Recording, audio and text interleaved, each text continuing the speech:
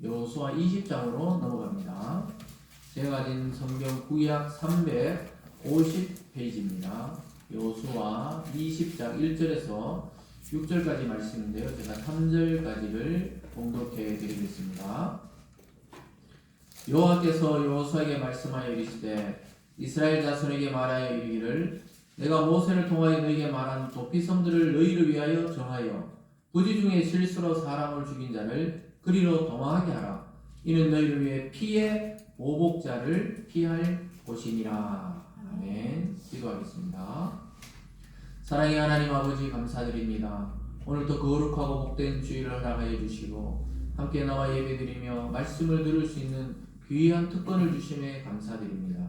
하나님 아버지, 오늘 이 자리에 나온 자나 영상을 통해 듣는 모든 성도들에게도 동일한 은혜와 복을 주시고 우리의 오직 피할 길과 생명은 주님께 있음을 깨닫는 놀라운 은혜의 시간이 되어질 수 있도록 축복하여 주시옵소서. 감사드리며 예수님의 이름으로 기도드리옵나이다. 아멘. 오늘 본문을 중심으로 도피성이라는 제목으로 말씀을 증거하겠습니다. 우리 19장까지는 땅을 나누는 20장도 마찬가지지만요. 정복하고 땅을 나누는 내용이기 때문에 여러분들이 한번 넘어간 부분은 읽어보시고 어떤 지파는 어디서 어디까지, 어떤 지파는 어디서 어디까지, 어떤 족속은 또 어떤 땅 이런 거기 때문에 일일이 다 설교하지는 않겠습니다. 그 중에서 오늘 아주 특별한 성읍을 정하는 것을 보게 됩니다. 그래서 가나안 본토 안에서 또 그리고 가나안 동편에서 어떤 일이 일어났을 때 피할 수 있는 도피성을 정해주는 것을 보게 됩니다. 여러분, 전쟁 중에 폭격을 할 수 없는 곳이 있죠. 그 국제적인 약속입니다. 어디입니까? 우리 매년 한 번씩입니까? 두 번씩에 집으로 날아오는 게 있죠. 빨간 십자가에 표시해가지고. 그 전쟁 중에는 적십자가 있는 곳에는 폭격을 못하도록 원래 국제적인 약속이 되어 있습니다. 그래서 거기서 부상당한 병사나 부상당한 그 주민들을 치료하는데 거기다가 막 폭격을 해버리면은 국제적으로 엄청나게 비난을 받게 됩니다. 그리고 만약에 의도적이지 않더라도 오폭해가지고 잘못 쏴가지고 거기 맞췄더라도 막 엄청나게 지금 국제적으로 비난을 받는 것이죠. 그래서 아무리 전쟁 중에 서로 죽이고 살리고 해도 적십자 깃발이 펄럭이는 그 천막을 폭격할 수가 원래는 없게 되어 있습니다.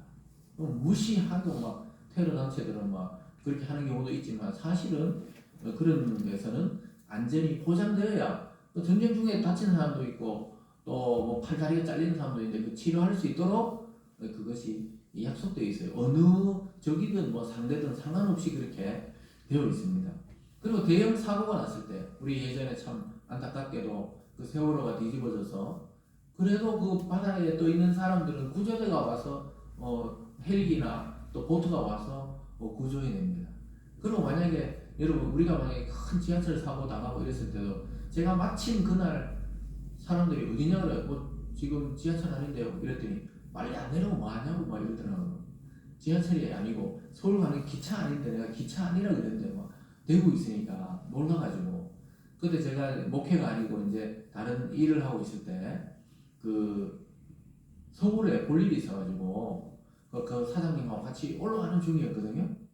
그 사장님이 누구냐면 인도네시아 선교관 그 이종규 선교사님이 그때 제 하는 업종의 사장님이었어요. 그래서 우리가 서울에 가서 그 대통령 취임식 하기 전에 한 일주일 전인가 이랬거든요. 그 가서 한번 그쪽 분야니까 한번 보자. 무대도 보고 음향도 보고 그 보러 올라가자 그래가지고 아침 일찍 기차 타고 우리가 올라가는 중인데 막 사람들이 막 전화가 오더라고요. 뭐 어디 갔냐 하면서 나 지금 버스 타고 저 기차 아닌데 이러니까 막 괜찮냐고 막 이러더라고요. 그래서 내가 기차 아닌데 서울 가는 중이다 그러니까 빨리 뉴스 보라 그래가지고 보니까 뭐 서울 대구 중앙로에서 막 연기가 막 올라오고 있다 그러고 막 그랬거든요. 그래서 처음에는 뭐 몇 명 안 다쳤다 그러고 뭐 이랬었는데 나중에 뭐 거의 뭐 200명 넘는 사람이 거기서 그냥 문이 안 열리는 바람에 문이 열렸어도 연기 때문에 그렇게 큰 사고 났을 때는 누구 말을 들어야 됩니까? 구조하러 왔으면 구조대원의 말을 따라서 쫓아나가고 아니면 그 손을 붙잡고 나가고 그 사람들이 응급처치하는 방법을 따라야 살아날 수가 있는 거지. 자기 멋대로 그냥 막 자기 생각대로 해가지고는 큰 사고 났을 때는 살아남기가 어렵습니다. 그래서 얘가 구조대가 발견되면 내 몸을 맡겨버려야 됩니다. 맡겨가지고 그 사람들이 막 응급처치하고 막 이렇게 하고 저렇게 하는 것을 맡겨야 살지, 그렇지 않으면 큰 치명상을 입거나 목숨을 때로는 잃어버리는 경우가 있습니다. 그래서 그 구조대 헬기에서 내려오는 이 그물 같은 거기 타고 올라가든가, 아니면 보트 위에 올라가든가, 아니면은 이 119가 끌고 온 그 캐리어 같은 그런 침상 위에 올라가 누워서 몸을 맡겨놔야 사는 거지. 어떻게 내가 내 생각대로 해보겠다고 하면은 이 큰일 나는 경우들이 많이 있습니다. 그래서 사람들이 대부분 어디서 많이 돌아가시냐면, 화재가 나면은 문 입구에서 전부 거의 많이 그냥 쌓여 있을 정도로 그렇다는 거예요. 왜냐? 앞이 안 보이니까 바로 앞에 문을 놔두고도 이게 땡겨야 되는지 열어야 되는지 막 당황하니까 다들 연기를 마셔가지고 그렇게 많이 돌아가신다, 이런 이야기를 합니다. 그래서 우리가 위급할 때는 구조대의 손을 탁 잡아야 돼요. 그 아이들이 제일 편안함을 느끼는 게 어디입니까? 아기들은 엄마의 품속을 가장 편안하게 느낍니다. 거기서 사랑도 받고 영양도 공급받고 안전을 느낍니다. 그러다 보면 애들이 이제 조금씩 기기 시작하잖아요. 조금 기고 뭐 어디 짚고 일어서고 이러거든요. 그렇다 그래가지고 애들을 그냥 이제 다 컸구나, 애가 가만히 놔두면 어떻게 됩니까? 애들 막 찢어지고 깨지고 이제 막 걸어 다닐 때부터 이제 정말 사는 파는 사이에 어디 가서 들이받고 깨지고 이렇게 오는 경우가 많이 있습니다. 근데 우리가 좀 더 커도 마찬가지입니다.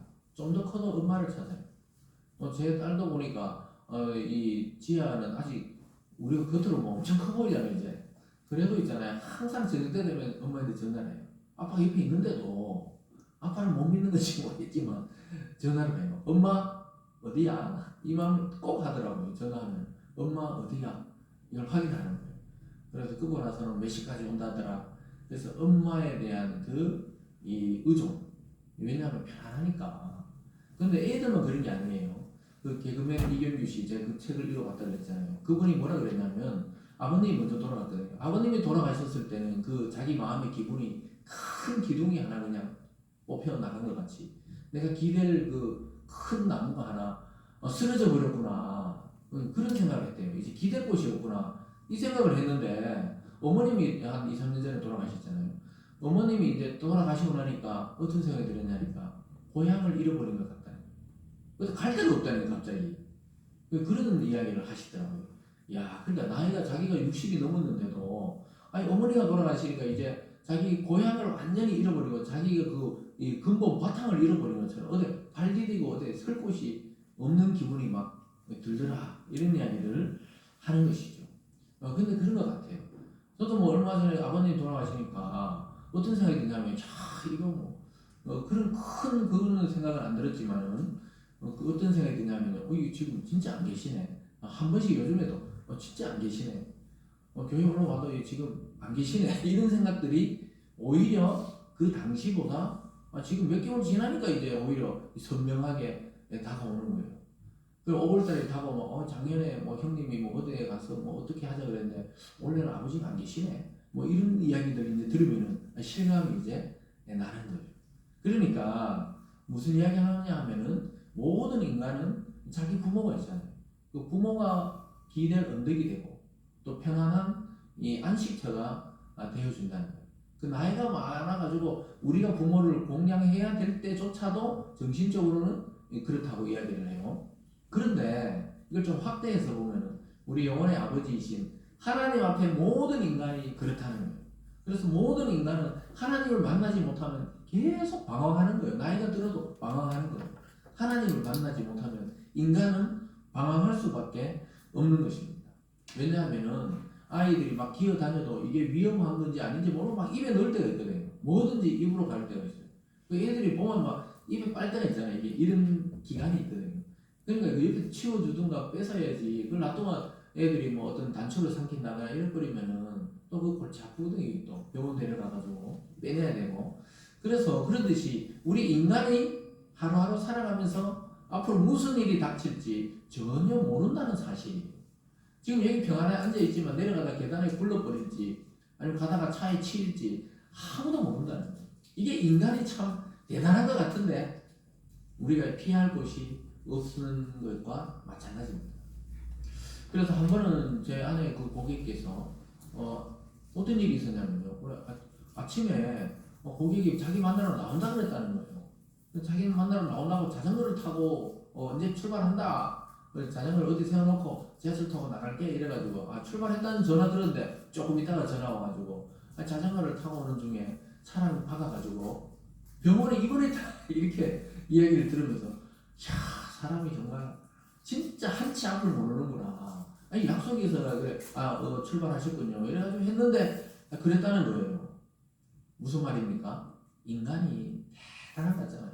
저희들도 뭐 학교도 다녀보고 대학교도 다니고 대학원도 다니고 엄청 공부해가지고 막 뭘 좀 아는 것 같잖아요. 근데 어떤 위기가 딱 치면은 아무것도 모른다는 사실을 발견하게 됩니다. 그래서 배운 것 같고 또 어떤 일을 또 우리가 굉장히 잘하는 것 같지만 어떤 위기가 딱 닥치잖아요. 아니 그래 방금 통화했는데 조금 이따 전화하고 병원이라고 하면 이 정말 황당하잖아요. 자전거 타고 오다가 그냥 차가 운전하다가 딱 그냥 입원해버렸다는 거예요. 저번에도 한번 이야기했지만 제 후배 그 만삭한 그래 휴직 중인데 아버지가 그 50대인데 있잖아요. 신호등 건너고 아침 출근하다가 75세는 할머니가 뭘 잘못 밟았는지 몰라도 박아가 즉사 돌아가셨다는 거예요. 아침에 그냥 출근할게 그랬는 아빠가 자기는 또 만삭인데 친정 아빠 돌아가셔가 막 조문을 받고 있더라는 거예요. 막 그러니까 내가 오늘 무슨 이야기 하는지 알죠? 이 도피성이 없는 자, 이 뭔가 보호받지 못하는 인생이 바로 인간입니다. 인간. 바로 앞에 뭔 일이 있을지 몰라요. 참 놀랍게도 인간이 참 대단한 거 같잖아요. 정치인들 막 대통령이 나와가 지금 대단한 거 같잖아요.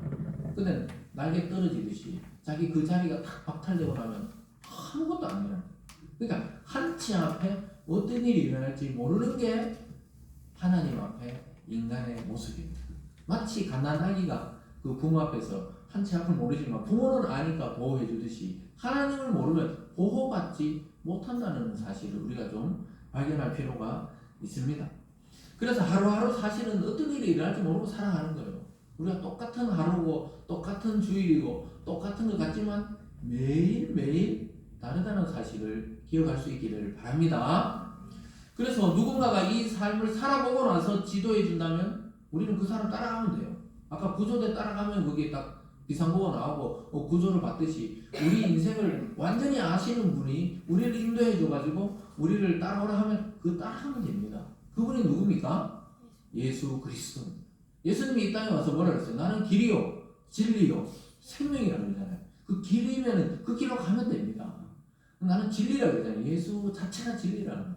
나는 생명이라고 그러잖아요. 그것도 영원한 생명. 그 예수를 먹고 마시는 게 우리 지난 시간에 성찬식 했잖아요. 예수님을 먹고 마시면은 영생을 누리는 줄 믿으시기 바랍니다.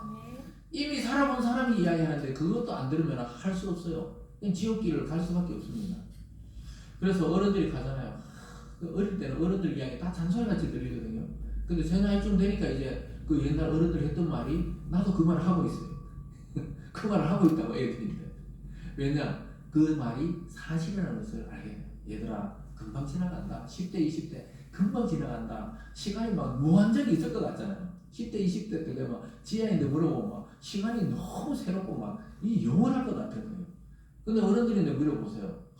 뭔가 막 죽음이 막 엄청나게 빨리 다가오는 것 같이 느껴진단 말이에요. 요게 이제 어른들이 젊을 때 금방 간다. 근데 뭐 성경에도 그러잖아요. 우리 인생이 풀과 같고 우리의 영화로움과 아름다운 날은 꽃과 같다. 꽃이 얼마나 빨리 떨어집니까? 우리가 벚꽃이다 그랬는데 지금 벚꽃이 하나도 없어요. 지금 벌써 여름 막 느티나무 잎이 펄럭펄럭거리고 있어요. 좀 이따 보면 어떻게 돼요? 가을 색깔이 돼가 막 또 단풍 들었네 이럴 거예요 아마. 그러다 보면 또 겨울이네. 낙엽 다 떨어졌네. 우리의 인생이 그렇다는 거예요. 그런데 그러면 막 허무함에 빠져야 되나? 그게 아니고 그렇다면 우리가 이 영원한 소망이 있는 것으로 피해야 이 우리의 운명을 바꿀 수가 있단 말이에요. 오늘 그것을 이야기하려고 오늘 성경에서 도피성을 이야기하고 있습니다. 여러분 자기 자신을 믿고 살아가는 것이 가장 위험합니다. 사람들은 젊을 때는 내 지식과 내 어떤 그 지혜와 내 아이들을 믿고 살아가거든. 내 건강을 믿고 살아가려고 해요. 근데 그것이 제일 위험합니다. 그래서 우리는 날마다 하나님의 말씀을 듣습니다. 또 들어야 합니다. 그래서 날마다 들으면 어떻게 해요? 날마다 지혜가 생기고 오늘 이게 피할 것을 주고 오늘 피할 사람 또 내가 해야 될 일이 이 영적으로 다 순서가 잡히거든요. 근데 아침에 말씀을 안 듣고 그냥 출발하면은 그냥 하루 종일 뭔가 뒤죽박죽이에요. 어제가 오늘 같고 오늘이 어제가. 그래서 하나님 말씀을 딱 들으면 그 자체가 이미 보호막이 다 쳐지는 것입니다. 여러분 오늘 한 주간에 출발하면서 말씀을 듣고 지금 출발하잖아요. 오늘 여러분 일주일 내내 도피성이 여러분들을 지키는 거예요. 그리스도와 성령이 지키는 줄 믿으시기 바랍니다.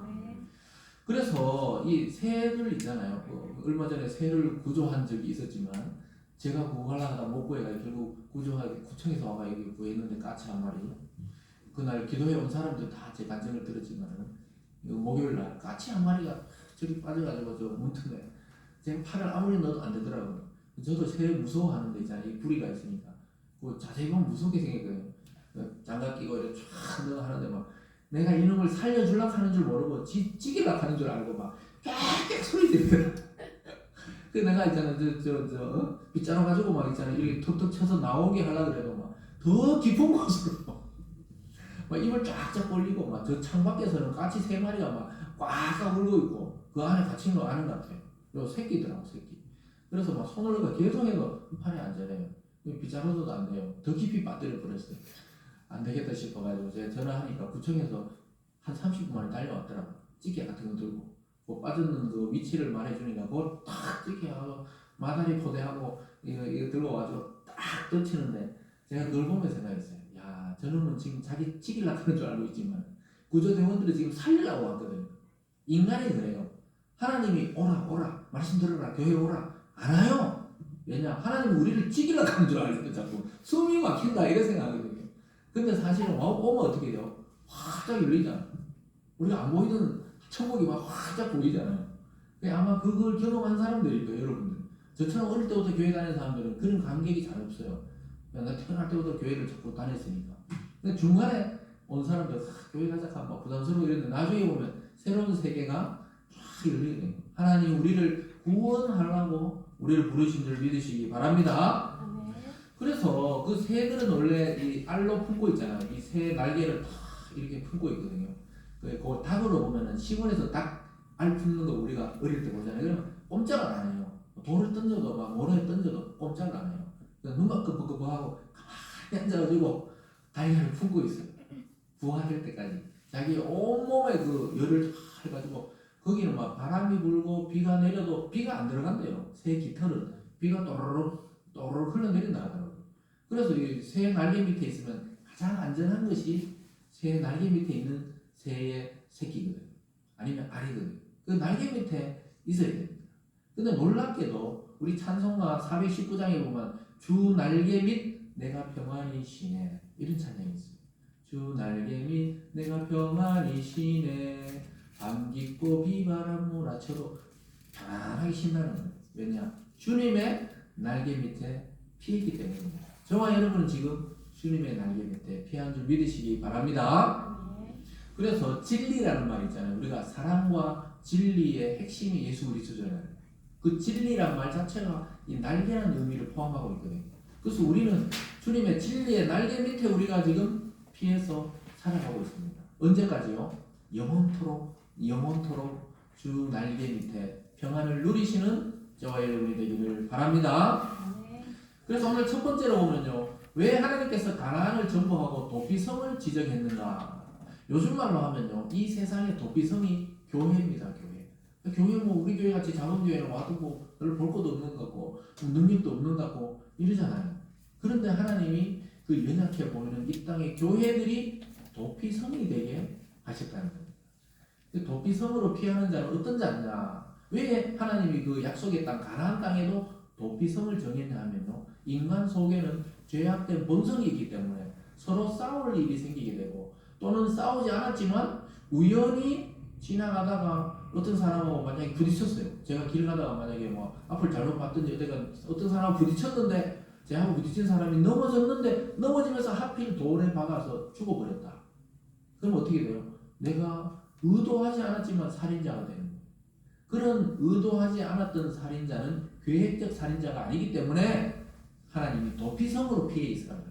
도피성에서 피해서 살 길을 주시려고 오늘 이 가나안 땅에도 도피성을 정했다는 거예요. 하나님이 그냥 너는 구원받았어, 너는 구원 안 돼, 이렇게 하면 될 건데 하나님 왜 구원받은 자를 교회라는 이 공동체로 나오게 하시냐면요, 세상 속에서 여기가 도피성이기 때문에 교회로 모이게 하신 것입니다. 그래서 1절에서 3절까지 말씀을 보면은 왜 도피성을 정했는지 나오죠. 우리 같이 한번 읽어보겠습니다. 오늘 본문 1절에서 3절입니다. 여호와께서 여호사에게 말씀하여 이르시되 이스라엘 자손에게 말하여 이르기를 내가 모세를 통하여 너희에게 말한 도피성들을 너희를 위해 정하여 부지 중에 실수로 사람을 죽인 자를 그리로 도망하게 하라. 이는 너희를 위해 피해 보복자를 피할 곳이니라. 제가 설명한 그대로죠. 너희들이 부지 중에 사람을 죽인 자, 이 말은 부지 중이라는 게 계획적으로 지나가면 요놈이 한시에 여기 지나가니까 여기 기다렸다 칼로 딱 찔러야 되겠다. 이건 계획적인 범죄입니다. 그런데 그게 민수기나 또 그 출애굽기 같은 데 보면 또 이런 게 예가 정해져 있거든요. 이 부지 중이라는 게 뭐냐면 제가 만약에 친구랑 같이 나무하러 갔어, 산에. 나무하러 뭐 옛날에 도끼를 사용해서 찍어야 되잖아요. 도끼를 막 찍다가 보니까 어떻게 됐어요? 도끼가 내가 이렇게 싹 들었는데 찍으라 했는데 이 도끼가 나무에 안 맞고 이 헐거워져 가지고 날라가가 도끼 머리가 날라가 옆에 나무가 있던 내 친구 머리를 만약에 찍어버려서 친구가 즉사해버렸다. 그 예가 성경에 나와요. 그런 경우에는 도피성으로 도망을 가야 돼요. 자기가 계획적으로 죽은 게 아니고 실수해서, 여기 보면 부지 중에 오살자 이렇게 말하거든요. 부지 중에 사람을 죽인 자가 되었기 때문에 일단 도피성으로 가라는 거예요. 그렇게 해서 피해 보복자들을 피한다 이 말이 뭐냐면 이 사람이 이 당시에 죄가 만약에 살인을 하잖아요. 어떤 가족에 대해서 만약에 부지 중에 그리고 그 도끼에 맞은 친구의 부모님이 이 도끼를 이 사람을 죽인 사람을 또 죽일 수가 있거든요. 그 피에는 피, 이에는 이, 팔에 눈에는 눈. 그때 그 법이 그거기 때문에 피해 보복자들이 따라올 수 있거든요. 그러면 하나님이 계획적으로 이 사람이 죽인 게 아니지만은 이 가족들이 따라와서 계획적으로 작정하고 죽이는 게 되잖아요. 요런 이 보복, 살인의 반복성을 막기 위해서 하나님이 이 가나안 땅에도 도피성을 두셨던 것입니다. 그래서 하나님은 피해 반복을 굉장히 싫어하십니다. 이 뭔 말이냐면요, 이 땅이 피로 더럽혀지는 걸 굉장히 싫어해요. 하나님이 가장 싫어하는 것 중에 하나가 뭡니까? 살인입니다. 그래서 첫사람 아담과 하와가 타락된 상태에서 낳은 첫 아들이 살인자가 되었거든요. 가인이라는 아들이 아벨을 쳐 죽였습니다. 그래서 이 세상의 첫 번째 살인범이 뭐냐? 가족 살인이에요. 가족. 그 사람들은 요즘에도 막 가족을 죽이고 자식을 죽이고 부모를 죽이냐 이러는데 그게 새로운 이야기가 아니에요. 성경에서 보면 타락된 인간이 악마화되면은 그렇게 되는 거예요. 존속 살해라는 거예요. 그런 일이 창세기 때부터 첫 사람의 자식 때부터 일어난 겁니다. 그래서 인간이 얼마나 이 본성이 죄악으로 물들었는지를 보여주는 예입니다. 여러분, 심각하게 싸우는 것은 전부 집안에서 싸움이지 지나가는 사람, 물론 요즘은 막 묻지마 폭행도 있지만 대부분은 심각하게 싸우는 것은 부부 아니면 부모 자녀 아니면 형제, 이 가족 간에 있잖아요. 일어나는 게 심각한 싸움이 대부분이지 남들하고 그렇게까지 또 심각하게는 안 싸우는 것이죠. 그렇지만 하나님이 싸울 수는 있지만 이 살인 자체는 굉장히 하나님이 싫어하는 죄악 중에 하나입니다. 왜 그렇습니까? 생명의 주권이 하나님께 달려있는데 인간이 누구를 죽이고 살리고 하니까 하나님이 굉장히 싫어해가지고 이 성경에 보면은 땅에서 그 피가 운다 이렇게 표현해요. 피가 말을 하는 거예요. 하나님 나 억울합니다. 그래서 아벨의 피가 땅에 흘려지니까 가인 보고 하나님이 왜 그랬냐 하니까 나 안 그랬네. 그러니까 땅에서 네 동생의 피가 지금 내게 말하고 있다. 하나님은 우리가 만약에 막 완전 범죄 이래가지고 범인을 못 잡잖아요. 하나님은 알고 계세요. 반드시 살아 생전에 하나님이 보복하십니다. 하나님이 보복을 해요. 이 놀라운 이야기입니다. 그래서 우리는 그냥 범법을 하면 범법에서도 막 잘 살아가는 것 같지만 하나님이 반드시 이 땅에 사는 동안에도 보복하시고 특히 살인한 자는 그리고 죽어서는 영원한 지옥불에 던져지게 되어 있습니다. 그래서 이 세상을 설계하실 때 하나님이 피로 땅을 자꾸 더럽히면은 이 땅에 막 전쟁이 나기도 하고 기근이 나기도 하고 위기가 터지기도 하는 것입니다.